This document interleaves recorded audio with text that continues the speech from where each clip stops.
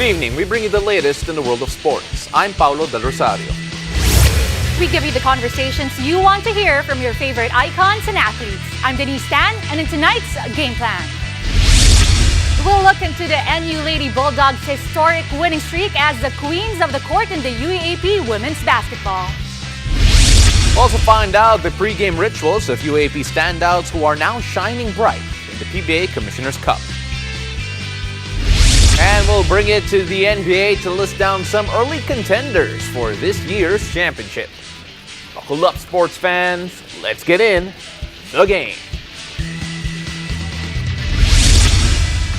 Well, there is nothing like it. The NU Lady Bulldogs claimed their 100th straight victory after a dominant showing against the UP Fighting Maroons. Now joining us, fresh off carving off their names into Philippine sports history, are Camille Clarin, Maymay Canuto, and Mika Cacho, as well as Coach Aris Di Maunahan. Welcome to the game, NU Lady Bulldogs. First of all, congratulations on the 100th. Really happy to have you on the show. Thank you. Hi, good evening. Good evening to all the viewers of the game. Coach Aris, I'll talk to you first kasi syempre grabe yung ginawa nyo getting that 100th win. Now, that's actually funny considering na the game before that was a close call. How did that remind you of yung mortality ng streak ninyo going into the 100th game? Yes, yun nga, no, medyo dikit yung game namin against UST prior to our 100th win. And I understand that in this tournament, if you don't take care of business, anybody could beat anybody. So it was a wake-up call for us para to do better on our UP game. Now, Cici, I want to go to you because this NU team hasn't gotten a loss since 2014, more than 3,000 days already. How do you, coming into a game, how do you prepare yourselves mentally, emotionally, aside from all the physical aspect, the technicalities of the game? How do you come in having the balance of, being confident, but at the same time knowing that one day, that day will come? Coach Ars always tells us that we have to take it one day at a time. We have to focus on the goal at hand, which is always either if we're in practice the day of like the game that's coming up or the game that we're in right now. I think it really puts into perspective when you're just focusing on what's in front of you rather than what's ahead. Well, of course, Mika Cacho, as we're seeing the numbers right there, 15 points, 5 rebounds, a steal, and a block in that win. Mika, syempre, kapag pinag-uusapan yung NU Lady Bulldogs, you always talk about the streak, undefeated, a team that honestly has a hard time. We have a hard time imagining losing. Pero syempre, what does it feel knowing na yan yung expectations for you girls night in and night out? Syempre po, talagang everyday pinaghahandaan namin yung lahat na gagawin namin. Nag-stick kami sa game plan and talagang nagpo-focus kami kung sino man yung makakalaban namin sa mga susunod na game. And lagi namin iniisip kung bakit kami dito, yung sinimulan namin and yung nasimulan ng mga seniors namin na kaya kami hanggang ngayon nagiging together dahil sa mga yon. And itutuloy namin hanggang dulo and mas pagbubutihan pa namin. Maymay, I want to know, kasi syempre, you came into this team knowing the history of the team, yung success na meron kayo. Your team has beaten every opposing team at least 12 times in the last 8 years. Just talk about yung pinasukan mong team, ano yung nakita mo, and what you continue to see from this team. Yung po nila, winning culture po. Unang-una po nung pagpasok po. Sobra po yung, kahit po sa training, yung competition po namin, hindi po nakawala yun. Nung pagpasok ko po dito, niready ko po yung sarili ko na kailangan po mag-extra effort ako sa skills ko para po makatulong ako sa team. Coach Aris, they mentioned winning culture. Siyempre, you don't develop a winning culture overnight. It's been there, it's been developing since 2014. Pero how do you personally try to sustain that? Kasi grabe talaga yung ginagawa ninyo, and of course, grabe din yung legacy that you're trying to live up to for all the previous teams that NU has produced to continue yung streak na to. Yes, yun nga, Coach Pat has laid down the foundation of this team, and Doon kami nag-ride sa foundation na yan, and we're trying our best daily to just improve our game individually and as a unit for us to be ready sa mga tournaments, sa mga games, and sa mga challenges that would come our way in this season. So, and right now, we got our first 4 wins, and will not stop to improve as we go along dun sa season namin. Ganun lang ang mentality namin. One practice, one day, one game at a time. We never look at numbers, records, kagaya nga ng first game namin of the season. We never knew na we've broken a record already by making 131 points. Wala sa amin yun. Hindi namin pinlano, nangyari na lang. We were grateful na nangyari din yun. Coach, I also wanted to know, kasi in one of your interviews, you said that you still want to re-establish the identity of the NU Lady Bulldogs. Can you elaborate more on that? Yes, because of what happened with our UST game. Yun nga, medyo, I thought, on a coaching point of view, we didn't do a great job of defending UST in that game. I thought na medyo sinuwerte lang kami on that game, but still, yun nga, a win is a win. We'll take that and we'll learn from that. And yun nga, it's very humbling also na malaman namin na hindi kami pwede mag-relax on any given day. Alam mo, I promised Cici I'll ask her the hardest question of the night, so I'm going to do that right now. At syempre, Cici, I think Mika mentioned a while ago that, you know, having to live up to the names of sina Alfred Bernardino, Jack Animam, such great athletes to live up to. And when you hear those names and knowing that you're continuing their legacy, is that more pressure on you in particular? And of course, how does it feel to be in the discussion, or at least be part of the legacy that they have built in the past? It's definitely pressure, but I mean, the whole aspect of NU relies on pressure because we're on top and everyone wants to beat us. But it's an honor to be in conversation, to be able to continue a legacy that they put down, because we've been teammates with them. We've seen them day in and day out, how hard they've worked to build something this great.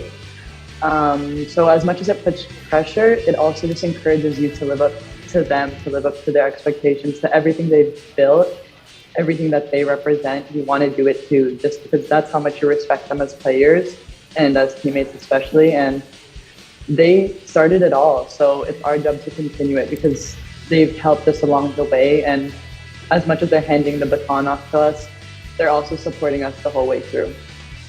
My, just to touch on what Cici said about living up to the legacy and, you know, having this continuity. Syempre, growing up, bago ka pumasok ng NU, those people that was part of that team since 2014, kasama doon yung pag-idolize mo sa kanila, you guys are looking up to them. Kamusta yung feeling at ano yung pakiramdam na you are now in that position to do that for somebody else? Siyempre po, hindi po mawawala yung pressure dahil po nga, yung mga artist po namin yung nagsimula nung legacy na pinagpapatuloy namin ngayon. Yun po, hindi naman po sila nagsasawang i-guide kami at supportahan kami kada game po. We could talk to you girls for a much longer time, but unfortunately we are out of that time. Of course, the NU Lady Bulldogs still trying to make more history as they continue their win streak in the UAAP. Ladies, congratulations on the 100th, and we're excited to see what record you break next. And Coach Aris, continue doing a good job. Hopefully we can have you here in studio next time on the game. Maraming salamat. Thank you also. Thank you for having guys. us. Thank you. Thank you Thank you po. Now, after the break, we'll uncover some interesting stories from the sidelines of the PBA Commissioner's Cup. Stay tuned. You're watching The Game.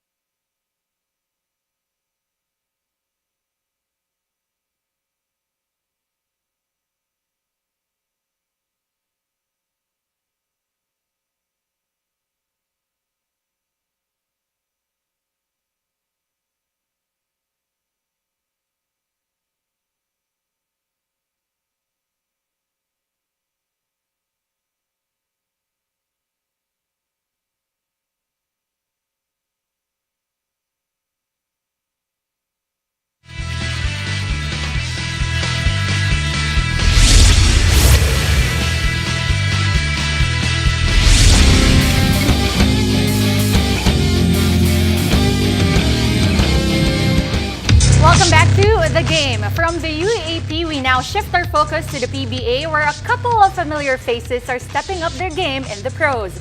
Let's find out some courtside stories from one of the newest PBA Rush insiders, Ayana Perlas. Ayana, welcome back. Nice to have you here. Thank you so much, Denise and Paolo, for having me. This is fun kasi this is like the veteran interviewing the rookie. Yes. So I'll let you take charge muna, Denise. Ikaw na lang bahala sa initiation sa simula. I feel pressured. Oh no, don't feel pressured because you have covered around 12 games already. Yes. Just talk about the experience so far. What have you learned and anong basa mo about the whole situation? I feel overwhelmed in a good way. Of course, at Denise, you know that very well. I actually was able to adjust well because I feel like the people who graduated from the UAAP, I graduated with them. Yeah. So I see a lot of familiar faces and it's very easy for me to get what I need and get the reports. But I love the atmosphere. Everyone is so welcoming and everyone is really interesting. I love hearing all their different stories and pre-game rituals. Siyempre, you also have to get to know a lot of players you're not familiar with. You Yes. covered the UAP in the past, Yes. syempre, and of course you had experience in other leagues. Pero syempre, when you reach the PBA, it's a different level of skill, different stories that Yes. you have to uncover. How has that experience in particular been like, getting to know all of these guys in PBA?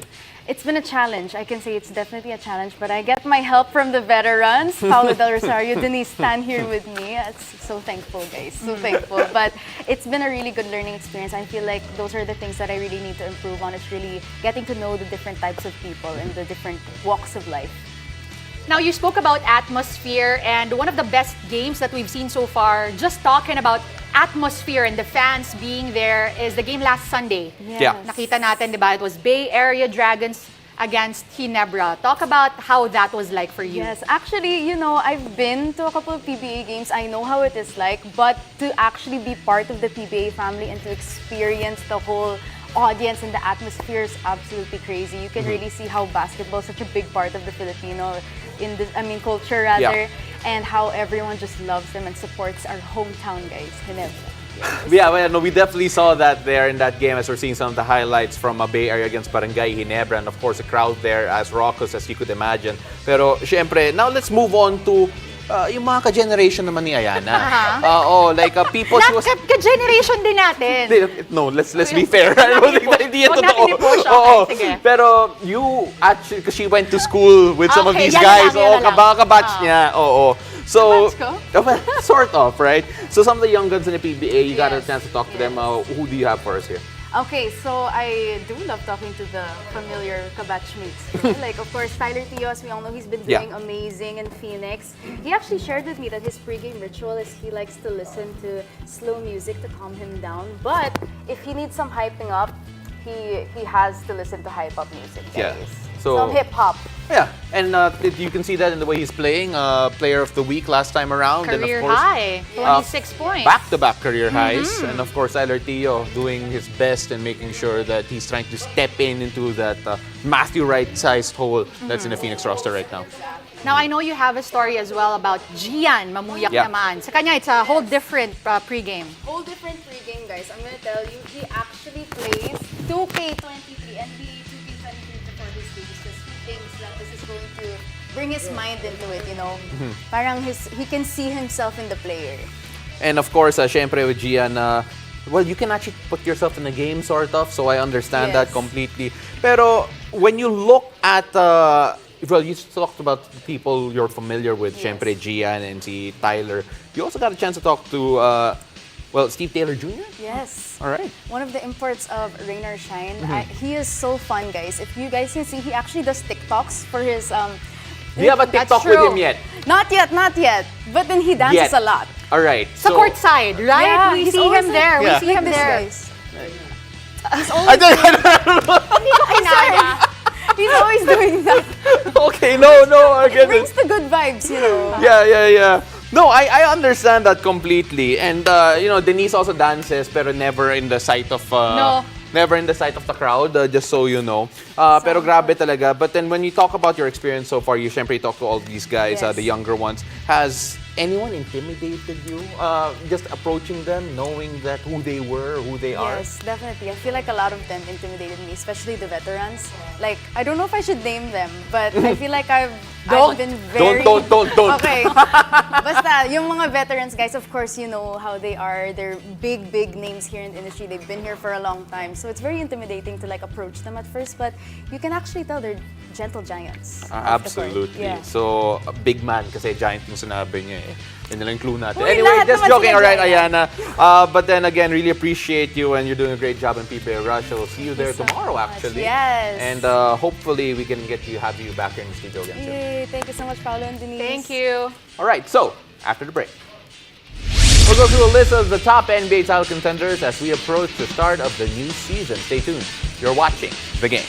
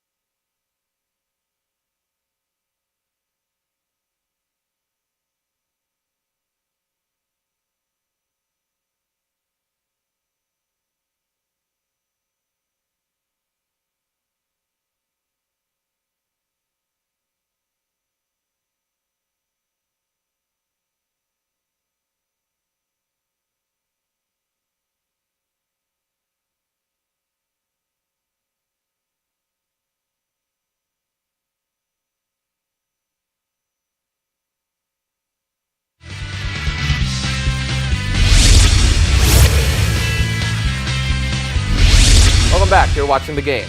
The new NBA season is fast approaching, and while teams are wrapping up the preseason, it's time for us to do a little breakdown of a list of the top 5 early title contenders according to our NBA Philippines All-Star writer, Diego Dario, here joining us tonight to give us his picks. Diego, I know you really worked hard on this list. Of course. You really thought about it. And we also thought about our outfit. We're all in purple right now because of a team that's not in That's this right. list. That's a disclaimer. That's why we're wearing purple for all the Laker fans out there. I'm sorry. May The representation. Lakers are not on my list. And also, sorry, Pao, for you, the Jazz.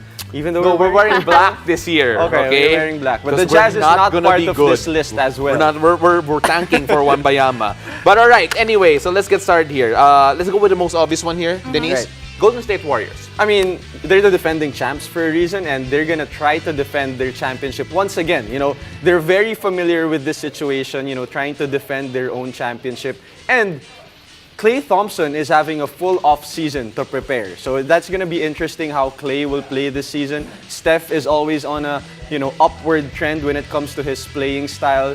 Draymond Green, that's a little bit of a question mark with what happened with Jordan Poole. But when you take a look at their lineup, especially with their young core in Andrew Wiggins, in Jordan Poole, Jonathan Kuminga, and James Wiseman also is coming back this season. So, they won the championship last season, and now they're getting better, getting more firepower with their lineup. So it just makes sense to put them in their list. Next on your list is Bolton Celtics. Boston.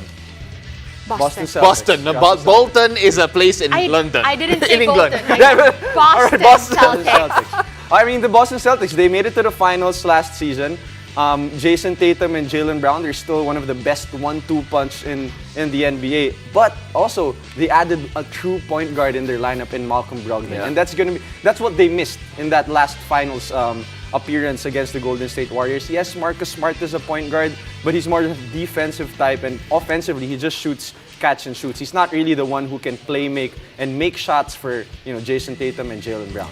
Malcolm Brogdon, the president, coming in to join the Boston Right. Celtics. Of course, I think it's one of the more underrated moves here.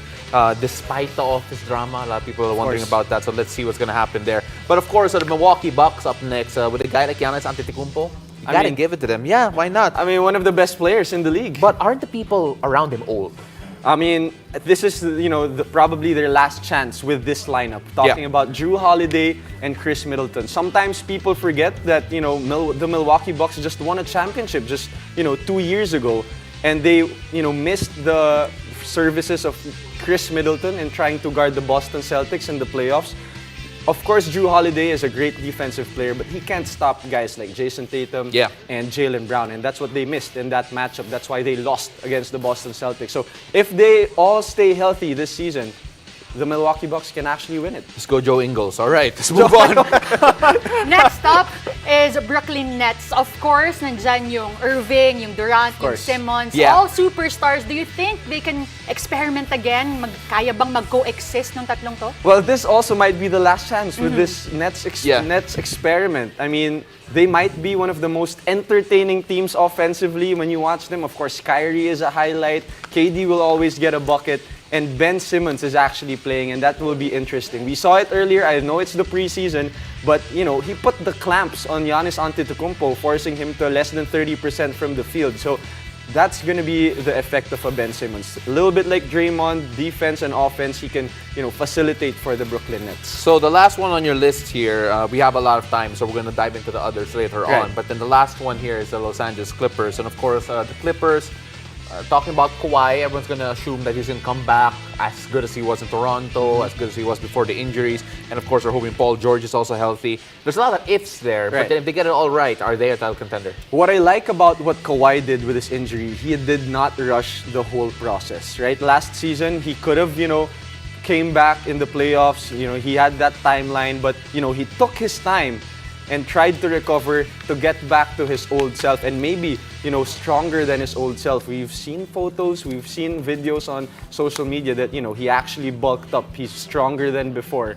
And with Paul George still there, that's a tough 1-2 punch for the Clippers. And also Ty Lue, a champion coach, can also do things for the Clippers. And add to that, John Wall. John Wall, he's still athletic. We saw some highlights. He can dunk.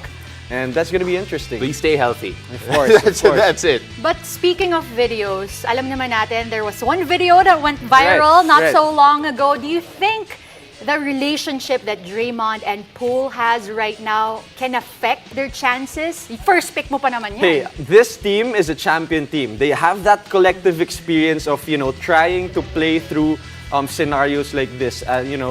They had this with KD before, but they still made it to the finals. So it's going to be interesting how the leaders will step up. But this is just going to make them better, or it's going to be the downfall for the Warriors. It's just one of the two, and hopefully it's the first one. Last one here, bonus one here for you. We only asked you for 5, but if you're going to come up with another team that can upset all of this, a dark horse title contender, what team will that be? I'd go for the Cleveland Cavaliers. I mean, I got to go for my guy here. I'm the main host here. Donovan Mitchell Michelle is with the Cavs and they're wearing maroon. I'm from the Fighting Maroons, right? Hindi! Cleveland Cavaliers. Hindi, gusto kong awayin It's eh. actually the dark horse. I mean, Evan Mobley, Darius Garland, Okay. Donovan Mitchell, Caris LeVert. That's a tough lineup, man. With Allen there as well. How are they gonna make it out the East? Anyway, no. I mean, I'm just saying. No. If they make it happen. Okay, It's gonna all be right, crazy. all right. Wow, we should have spent more time on that. I'm lucky that that's the last question. Oo nga eh. Right? I'm lucky that that's the last Yeah, but all right. So Diego Dario picking the Cleveland Cavs as a dark. Was that a horse. hot take? I don't think that's a I hot think take. it would. though. I think Jello would fight you. That's anyway. We're gonna see. I mean, Yeah. that's why it's a it's a prediction. So Okay, all right. let's see. Oh, wow. All right, Diego. Thank you very much for joining us here tonight. Really appreciate you giving us all those picks and then going through all of that. Again, we'll see Thank you you, guys. again and the UAP and, of course, writing for NBA Philippines. Thank Appreciate you you very much. guys. Always nice seeing you, Degs. Thank you again, and thank you for joining us. I'm Denise Tan. Catch us weeknights here on One News, One Sports, and One Sports Plus. I'm Paolo Del Rosario, and this has been The Game.